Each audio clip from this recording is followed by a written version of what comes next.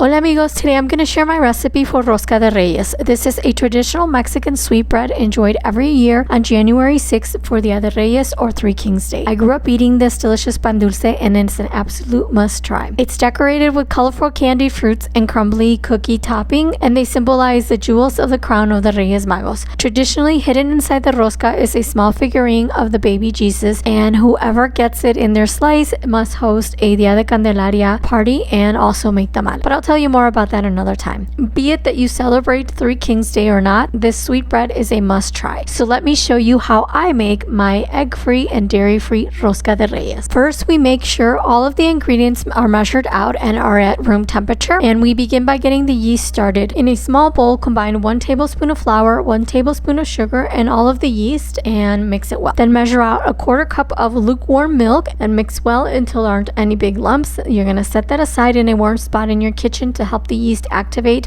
and the mixture will become nice and bubbly. The dough can be mixed by hand or in a stand mixer. Combine the remaining flour and sugar, salt, soft vegan butter, and orange zest. Mix for a few minutes to allow the ingredients to start incorporating into each other. Then you're going to pour in the aquafaba, which will replace the eggs in this recipe. You're going to also pour in the remaining lukewarm milk, vanilla extract, and mix all of the ingredients for a couple of minutes. You can stop to scrape down the mixer bowl if necessary. Then pour in the bubbly yeast mixture from before, and you're going to mix or knead everything until you have a nice soft dough that doesn't stick to the mixer bowl or your hands. The dough may feel a little bit wet, but resist adding extra flour and creating a dry bread. Just keep kneading it. Lightly flour your work surface, place the dough on it, and knead it into a ball just like you see in the video.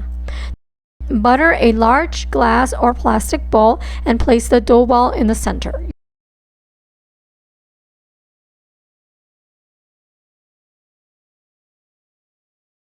You're going to cover it with a clean kitchen towel or plastic wrap, and you're going to allow the dough to double in size in a warm place in your kitchen, but make sure it's away from direct sunlight. While the dough is rising, we can make the sugar topping by combining flour, powdered sugar, vegetable shortening, and vanilla until it comes together. I like to use the shortening because it doesn't separate or melt like butter, but you can absolutely use butter if you prefer. Don't overknead it, just work until the ingredients come together. You're going to shape it into a ball, cover it, and place it in a cool spot in your kitchen or in the refrigerator. After the dough has doubled in size, you're going to press it to release the extra air, and then you're going to knead it for a minute. Now at this time, you could add cream cheese, Nutella, or fruit jelly to make a stuffed Rosca de Reyes. Some people also like to add the figurine now, and what you do is you roll out the dough into a flat rectangle like you see in the video, and then you can place the stuffing, whatever you're going to use, if you're going to use it, and on one end, and then you just roll it up. As you can see, I didn't stuff my rosca, but I still like to roll it up because it adds like more air to the bread. So roll it up and shape it into a long roll, then join the ends and pinch them together to create an oval shape. This is seriously the hardest part of making the rosca, shaping the bread.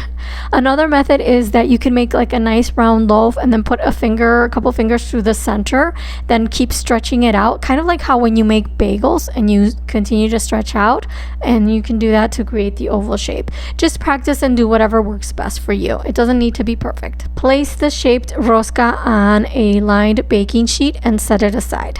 Now we can make the concha topping by dividing the masa into even sized pieces. I made 2 small roscas, so you can see like it's a large amount in the video, but I divided it accordingly. And what we're going to do is shape it into wide strips to place on top and decorate the rosca. So decide how many strips you want to add. I decided I wanted just 4 wide ones since my rosca is a small one. Arrange the sugar topping on top of the rosca, and if you'd like, before you place it, you can brush the rosca with an egg wash or milk if you'd like. I didn't do so, and it's okay. Next, we can get the strips membrillo and ate or guava and quince fruit paste. You can get these at your local Mexican food store and use whatever colors and flavors that you'd like, and you're going to cut them into thin strips and arrange them around the rosca as desired.